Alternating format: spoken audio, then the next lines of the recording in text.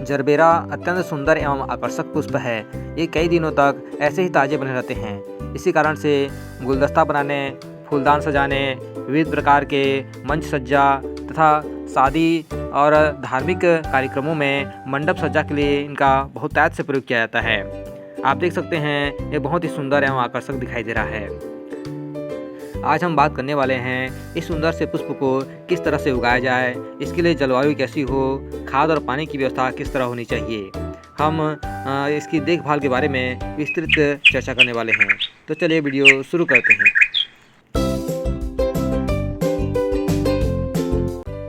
साथियों नमस्कार, आप देख सकते हैं मेरी बगिया में जरबेरा के सुंदर सुंदर पुष्प खिले हुए हैं। जरबेरा बहुत ही प्रसिद्ध सजावटी पुष्प है। इसे अफ्रीकन डेजी या ट्रांसवाल डेजी के नाम से भी जाना जाता है। इनकी प्रमुख विशेषता यह है कि ये 20 से 25 दिनों तक ऐसे ही ताज़े बने रहते हैं। मैंने जरबेरा को ज़मीन में भी लगाया है और आपको आगे शेयर करने वाला हूँ कि मैंने इसे गमले में भी लगाया है। आप देख सकते हैं ये मेरे जरबेरा के जो पौधा, इसमें जो कली बनी हुई है, यह गमले में लगा हुआ है। जरबेरा को ठंड के मौसम में कम से कम 4 से 6 घंटे की धूप की आवश्यकता होती है। अधिक ठंड होने की स्थिति में इसमें जो पुष्प आते हैं इनकी संख्या कम हो जाती है और धीमी हो जाती है। ऐसी स्थिति में इन पौधों को ग्रीन हाउस या आप पॉली हाउस में उगाएंगे तो अच्छी सी ग्रोथ आती है। जबकि ग्रीष्म ऋतु में इन पौधों को दोपहर की धूप से बचाने की आवश्यकता होती है। अतः इन्हें ऐसी स्थिति में रखना चाहिए जहां सुबह शाम की धूप इन्हें पर्याप्त मात्रा में मिलती रहे। आप देख सकते हैं ये जो मेरे छोटे छोटे पौधे हैं, इन्हें दोपहर को पेड़ों की छांव पड़ती है। ऐसी स्थिति में इनमें जो ताज़े जो फूल बनते हैं वह कई दिनों तक ताज़े बने रहते हैं। ये आप देख सकते हैं इसमें छोटे छोटे कलियाँ आ रही हैं। ये एक ही पौधे से बने हुए 2 अलग अलग पौधे मैंने तैयार किए हैं। जरबेरा के पौधों को अलग से लगाने का सर्वोत्तम समय सितंबर से अक्टूबर तथा फरवरी से मार्च होता है। इसे लगाने के पश्चात 3 महीने में इसमें पुष्प आते हैं। आप देख सकते हैं कि मैंने सितंबर में इस पौधे को लगाए थे और इसमें दिसंबर की स्थिति में इसमें कलियां बनी और इस तरह से ताज़े पुष्प खिल रहे हैं। मैं आपको जो ज़मीन में लगा हुआ है उसके भी पुष्प आपको दिखाने वाला हूँ। आप देख सकते हैं यह बहुत सुंदर और आकर्षक पुष्प है। इस सुंदर से पुष्पी पौधे को सामान्यतः 2 प्रकार से इसके पौधे तैयार किए जाते हैं। पहला बीज द्वारा, दूसरा पौधों के विखंडन द्वारा। जब इस पुष्पीय पौधे के पुष्प पूर्ण रूप से विकसित हो जाते हैं और सूख जाते हैं तो इनको एकत्रित कर इनके बीज से नए नए पौधे प्राप्त किए जा सकते हैं।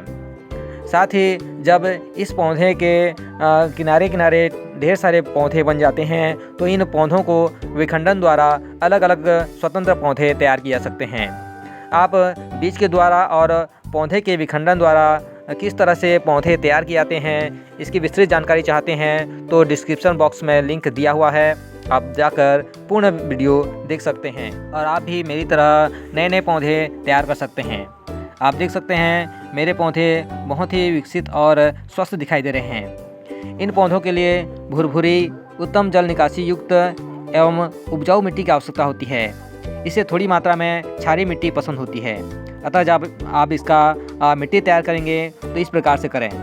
बगिया की मिट्टी 50%, केचुआ खाद या गोबर की खाद 20%, रेत 20%, धान की भूसी या कोकोपीट 10% की मात्रा में लेकर के इसको तैयार करेंगे। साथ ही इसमें सरसों की खली या नीम की खली और थोड़ी मात्रा में चूना या राख का मिश्रण तैयार कर इसे क्षारीय बना लेंगे। इस प्रकार के तैयार मृदा इनके विकास के लिए सर्वोत्तम होती है। साथ ही इसमें पुष्प कई बार आते रहते हैं। जरबेरा के पौधे में इस तरह से बड़े आकार के पुष्प पाने के लिए तथा संपूर्ण पौधे के विकास के लिए समय समय पर इसमें खाद का प्रयोग करने की आवश्यकता होती है। इस पौधे को नाइट्रोजन, फास्फोरस एवं पोटास युक्त खाद बहुत अधिक प्रिय होता है।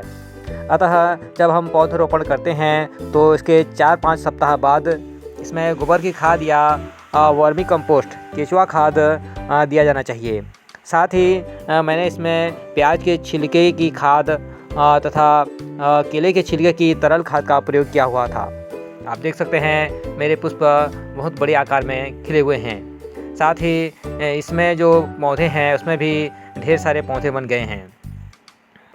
आप देख सकते हैं जरबेरा के मेरे पौधे बहुत ही स्वस्थ एवं काफ़ी सघन विकसित हुए हैं।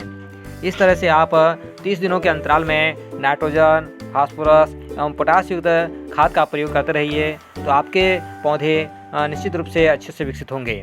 पौधरोपण के पश्चात 2 बार खाद का प्रयोग करने से इसके पौधरोपण के पश्चात 3 महीनों में आपके पौधे में पुष्प आना शुरू हो जाते हैं।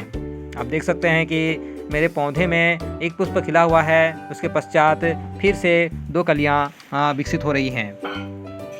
कुछ दिनों पश्चात ये जो कलियां हैं इस तरह से विकसित हुई हैं। आप देख सकते हैं अच्छे से विकसित हो रही हैं। जरबेरा या किसी भी पौधे में रोग लगने से पूर्व हमें उसकी देखभाल या उपाय कर लेना चाहिए ताकि हमारे पौधे का विकास न रुके और हमारा पौधा भी खराब न हो। सामान्य रूप से मैं अपनी बगिया में 2 प्रकार के जैविक कीटनाशक का प्रयोग करता हूँ। पहला नीम खली या नीम तेल, दूसरा राख। नीम खली को मिट्टी में मिश्रण करने से यह फफूंदनाशी का कार्य करता है तथा नीम तेल को स्प्रे करने पर अनेक प्रकार के जो कीट होते हैं, जो बीमारियां होती है, दूर हो जाती हैं। दूसरा राख का प्रयोग करने से भी वह कीटनाशक का कार्य करता है और कई प्रकार के कीटों को दूर भगाता है। आप देख सकते हैं मेरे जरबेरा के पौधे और पुष्प बहुत ही सुंदर एवं स्वस्थ विकसित हुए हैं। इनमें किसी प्रकार के रोग नहीं लगे हैं। यदि इसमें किसी प्रकार के रोग लग जाते हैं तो उनकी देखरेख किस तरह से करना है, इसके लिए आप हमारा अगला वीडियो अवश्य देखिए। तो मिलते हैं अगले वीडियो में, तब तक के लिए नमस्कार, हैप्पी गार्डनिंग।